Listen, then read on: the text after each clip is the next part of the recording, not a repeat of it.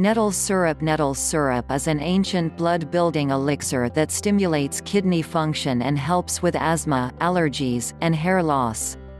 It is also an excellent tonic for anemia.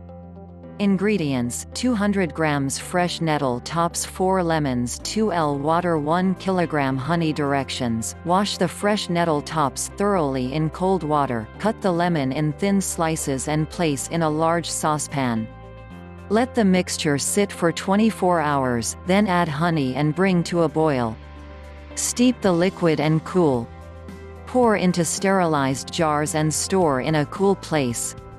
This homemade syrup will maintain its freshness and quality for 6 months.